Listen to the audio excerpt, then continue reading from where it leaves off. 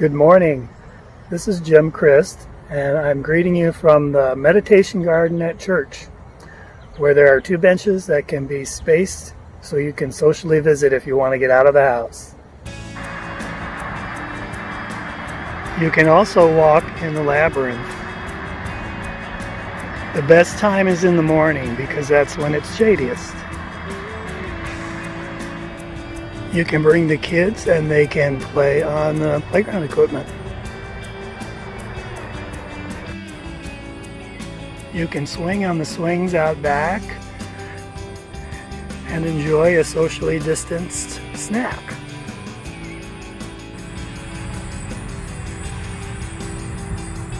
And you can enjoy the new UU Prairie.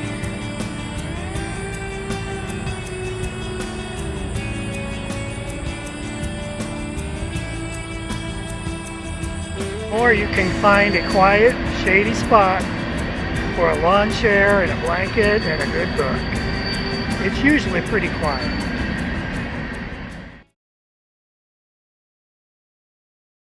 Whoever you are, whoever you love, and wherever you are on life's journey, you are welcome here. Unitarian Universalist congregations affirm and promote 7 principles, which we hold as strong values and moral guides. The first, the inherent worth and dignity of every person. The second, justice, equity, and compassion in human relations. The third, acceptance of one another and encouragement to spiritual growth in our congregations. The fourth, a free and responsible search for truth and meaning. The fifth, the right of conscience and the use of the democratic process within our congregations and in society at large. The sixth, the goal of world community with peace, liberty, and justice for all. And the seventh, respect for the interdependent web of all existence of which we are a part.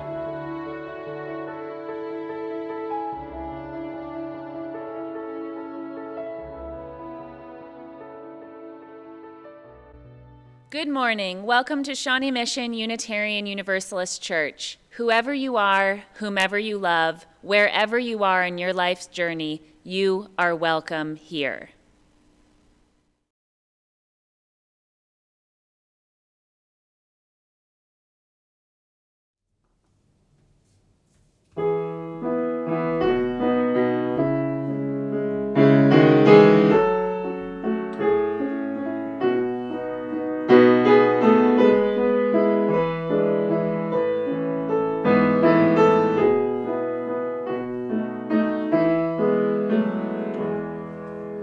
One more step, we will take one more step, till there is peace for us and everyone. We'll take one more step.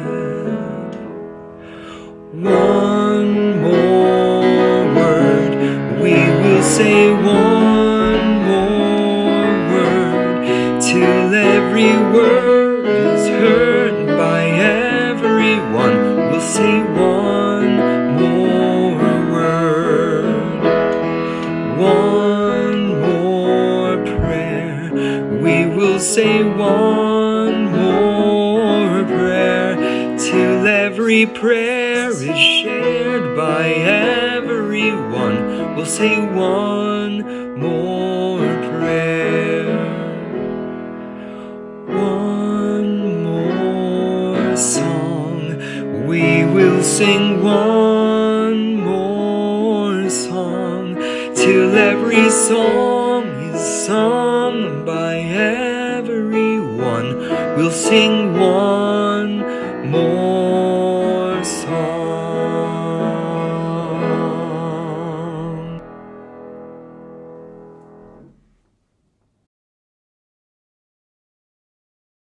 Please join me as we light our chalice and affirm that love is the doctrine of this church.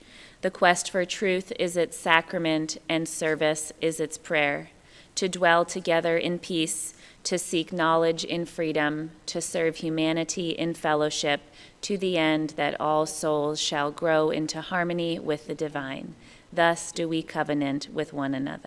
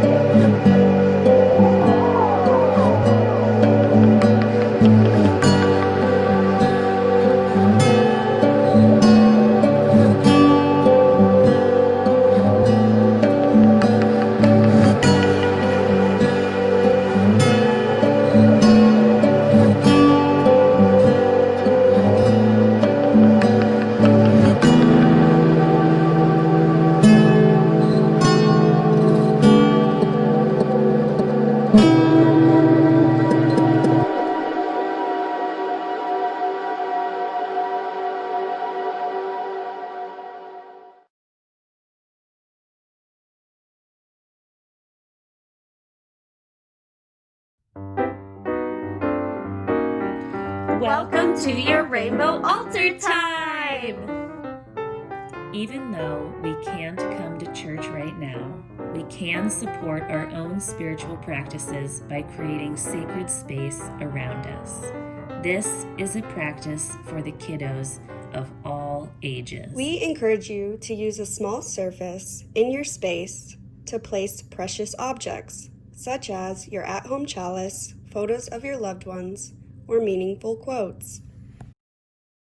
An altar allows you to create a peaceful spot and can aid in your sense of safety and belonging in your space.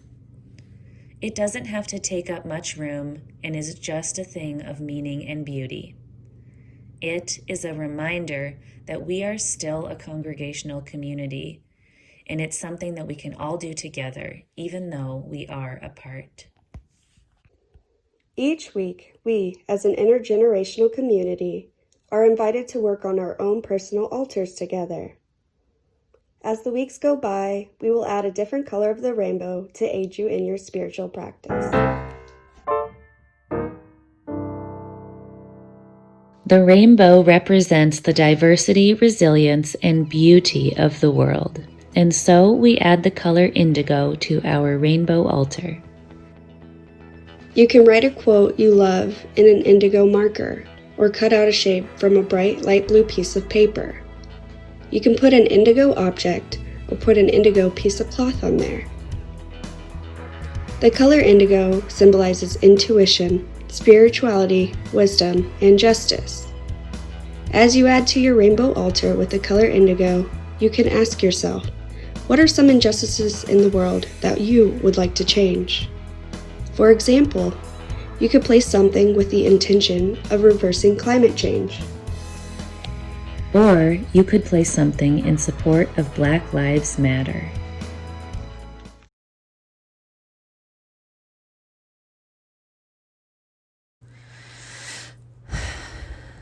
This is the time in our service where we expand the love of our community, where we draw to heart and mind those in our midst who are suffering. Today we think of those who need a change, everyone who needs a little sweet relief and some new life.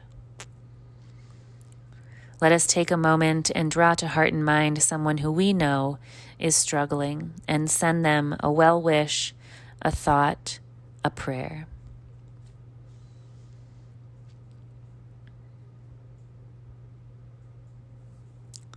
We give our love to those untangling themselves from relationships that no longer serve them. We grieve for the loss of energy and time that chronic illness takes on the body and mind, and our hearts go out to all who are struggling to make ends meet. We extend our gratitude to people who make caring for children their primary spiritual practice, and we join in wonder with all who are bravely facing their final days. And as always, we rejoice over the exquisite beauty in this world, as small or life-changing as each piece of beauty might be.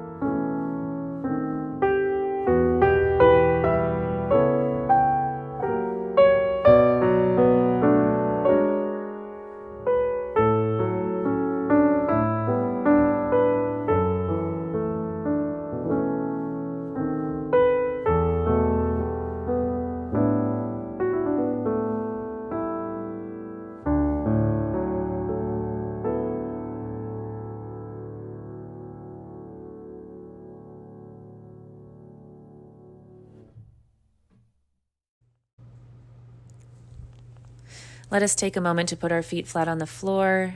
Breathe in through the nose and out through the mouth. And let yourself just take this moment to become peaceful, to draw ourselves down towards the center of our body. Just breathing peacefully, letting all that brought us to this moment melt away. Practicing embodiment and self-compassion. I bring you one of my most cherished lines from a poem by Pablo Neruda. We must sit on the rim of the well of darkness and fish for fallen light with patience.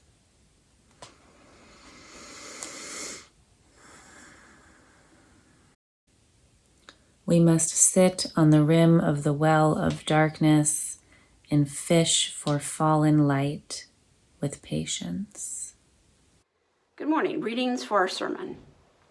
I was once at an organizing meeting, and a white woman was lamenting her inability to rally some black people she knew to take the front line in a protest she had attended. An elderly black woman turned to her and gave her a lesson about privilege and risk, advocacy, and activism. The black woman shared that it wasn't that the black activists weren't thinking the task at hand wasn't of vital importance, but that they are always on the front lines, always at risk, always bearing the brunt of any movement for justice's failures. They were full-time activists and weren't prone to jumping at the demand of a suddenly involved advocate. She cautioned the well-meaning white woman that being the advocate for so long means that she may have become accustomed to safety, to low-risk involvement, and to being protected from any repercussions of the status quo. The activist knows no such place where their very activism does not place them at risk.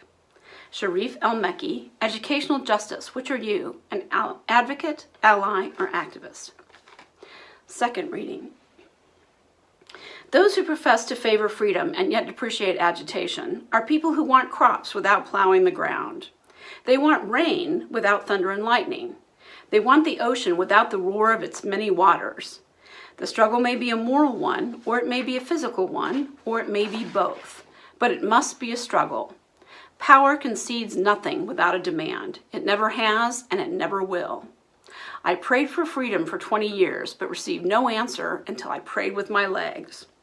Frederick Douglass. From allies to activists. Should we strive to move from being an ally to being an activist? I say yes, because it not only benefits the people and causes for whom we are active, it also greatly strengthens our own spirituality through community. What does it mean to be an activist versus an ally or advocate? The dictionary defines the words as ally, a person who expresses or gives support to an ongoing struggle, often a person who is not a member of the marginalized or mistreated group, but expresses or gives support to that group. Advocate, a person who pleads the cause of another. Activist, a person who participates in some form of intentional and vigorous action to bring about social or political change. We are all allies, at the least, or we wouldn't be here today. We all want positive social changes and an end to injustice. And injustice and inequity abound and surround us. It seems that there are endless crushing challenges: educational injustice, employment and wage injustice, broader economic injustice, healthcare injustice, housing injustice, environmental injustice, voter suppression, militarization, nationalism, racism, sexism, anti-immigrationism, anti-LGBTQism, and the list goes on. We see those injustices around us here in Kansas today, as people of color die of COVID-19 at a disproportionately higher rate, as low-wage earners and those who have lost employment because of the pandemic face eviction or foreclosure and resulting homelessness, as Black and brown children are at far greater risk of being taken from their families and placed in the state's custody. Initially, being an ally or an advocate is an important start. It means that we see those challenges. We have taken some initiative to educate ourselves about them. We care about them. We're even willing to take a stand about them. Speak up about our stand, maybe write letters to the editors, call our congresspersons, or donate money and even some time to support those who are fighting for those challenges. There's nothing wrong with being an ally unless it just stops there. And even more dangerous unless allyship becomes a substitute for activism, with some allies actually decrying activism for the very causes for which they advocate. And we've seen that recently, where some of those who say they stand with Black Lives Matter focus on the infrequent instances of violence as a means of lessening the efficacy of the protest. They lament the destruction of property without ever having lived the lives of fear, poverty, and injustice that lead to such frustration turning to rage as a means of being heard. The problem with stopping an allyship or advocacy is that we can be allies from afar without it really ever changing our own lives. For example, we can deplore the status of our struggling public schools and talk loudly in support of necessary change, or donate school supplies, while at the same time moving to prosperous and economically homogeneous neighborhoods where the good schools are, or sending our children to private school, or choosing not to teach or volunteer in a challenging school. If our allyship stops at talking the talk, it will never bring about social change, no matter how loudly we shout. The very definitions of ally and advocate contain their limitations. An ally, one who supports others in their struggle and challenges, but is outside the group. An advocate, one who speaks on behalf of another. Allyship and advocacy based on a perception that we are helping the other likely will not bring about the specific changes we seek, and certainly will not lead to an end to injustice. So what is activism then? Activism is not something that any of us can engage in on our own. Activism is not singular. It requires community. It requires actually connecting with those groups of individuals who suffer from the policies we want to change. It means understanding their actual experiences and listening to their ideas. It means collaboration and community organizing. It means coming down from whatever towers we've built around ourselves. It means coming out of our own comfort zones to intentionally and vigorously engage in the struggle. It means developing pooled power so great that the status quo must change. I'll tell you a story of that transition. Kansas Appleseed Center for Law and Justice, the organization I work for, is a nonprofit advocacy organization. We spend a lot of time developing research on issues important to vulnerable Kansans and then making the case to the legislature and other entities seeking to enact policies and practices to bring about positive changes for our fellow Kansans. In 2017, we began to focus on the issue of foster care in Kansas. For years, the Kansas foster care system has been in free fall, with terrible conditions for most of its children. The system became especially challenged under the prior administration, when the safety net was decimated under the ironically named HOPE Act, which actually stripped away safety nets for families on the edge, causing an enormous rise in the number of children in the care of the state, almost doubling to over 7,600 children. Kansas Appleseed decided to go around the state of Kansas and hold meetings with all kinds of people in the foster care system. We talked throughout the state to former foster care kids, to caseworkers, to foster parents and birth parents, to lawyers for foster care children and guardians ad litem for those children. And everywhere we heard the most terrible stories. Stories of children who were basically homeless, going from one house to another every night, called night-to-night placements, with a sack of their belongings, some being moved more than 100 times. Children who were sleeping in the offices or the office of the state's contractors and spending their days in those same offices without the opportunity for a stable home or an education. Caseworkers who could not find overnight placement for children and so were driving kids around in their cars all night, pulling over to sleep in Walmart parking lots before taking the kids back to the offices in the morning. Caseworkers who were taking the kids' laundry to their own homes to be washed and taking the kids to quick trips to wash up in the morning, as many of them had no other chance to clean up. And in the most heartbreaking cases, children who were sexually assaulted while under the supposed supervision of the state and its contractors, or who found the conditions so horrible that they ran away, many to become the victims of sex trafficking. And as a result of these terrible stories, Kansas Appleseed formed coalitions. We organized a group called Strengthen Families, Rebuild Hope, bringing together other child welfare nonprofits, as well as the lawyers, guardians, foster kids, and workers in the system. And we performed deep research and published a terrific report showing how broken the system was and recommending changes.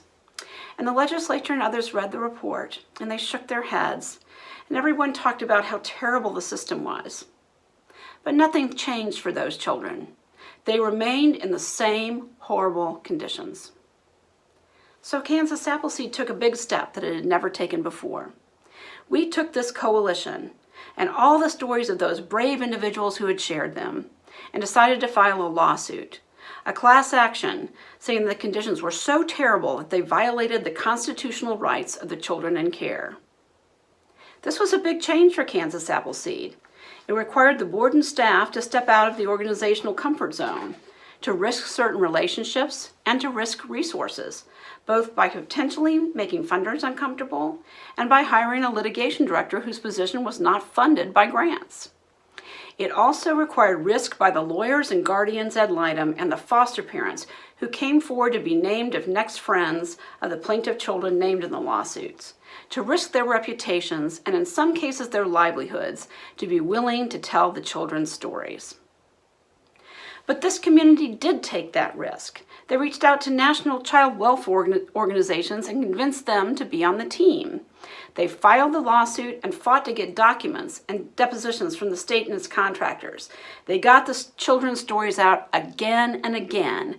And on July 8, 2020, the state entered into a settlement that ends night-to-night placements and short-term placements, ends housing children in offices, hotels, cars, etc., and provides, among other things, that every child receives mental health screening within 30 days of entering the system and has access to appropriate and timely treatment thereafter, provides for statewide crisis intervention, sets a firm outcome of getting to less than 1 placement per year and no more than 4.4 placements in 1,000 days for the children in the system, and provides that all outcomes will be monitored by a very seasoned neutral who will report to the parties and to the court, and provides that lack of finances will not excuse the failure to comply with the terms of the settlement. Finally, real change for our kids in foster care. And for me personally, a story of transition as well. After 30 years of practicing in the private sector, and for more than the last decade having my own firm, and having a decent reputation among my peers, becoming an employee of a not-for-profit. Yes, I'd taken pro bono cases and worked for the little guy over the years, but this was very different. And was it worth it? I can say without hesitation that it has been the most fulfilling position, both in terms of community and the work that I have had. Becoming an activist is not easy. It requires risk. At the very least, the risk questioning of our self-preconceived ideas, risking our sense of personal comfort, perhaps even risking our employment or our financial resources, or our standing in the view of our peers, and sometimes even physical and emotional risk as well. So why take those risks? The benefits of activism can be great. Better understanding of challenging issues in the lives of others, broadening our friendships and our friendship groups, being in community, walking the walk, and becoming part of a real force for change about which we care deeply. Even if we don't achieve our goals immediately, being in action with others striving for those goals is life-affirming and intensely satisfying.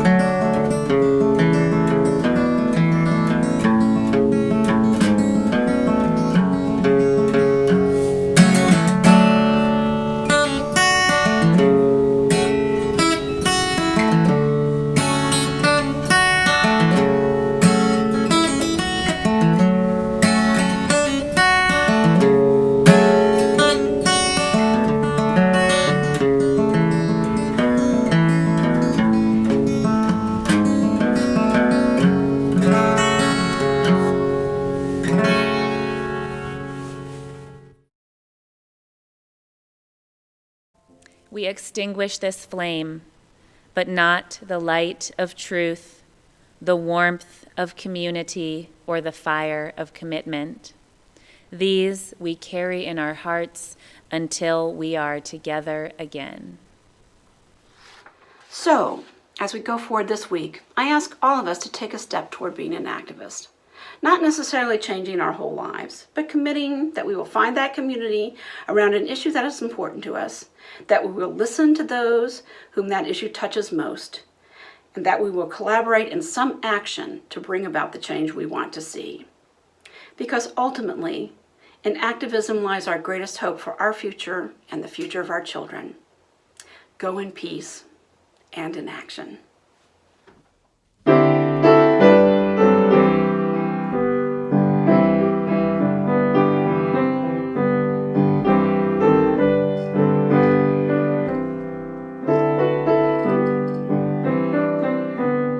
Love will guide us, peace has tried us, hope inside us will lead the way on the road from greed to giving. Love will guide us through the hard night.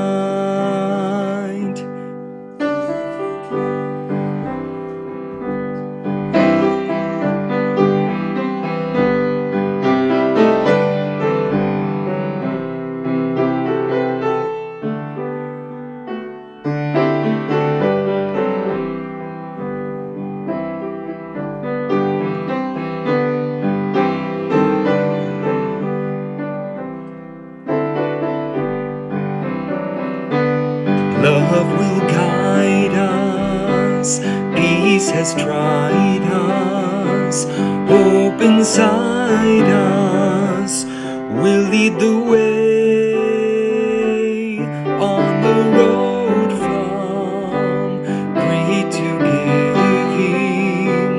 Love will guide us through the hard night.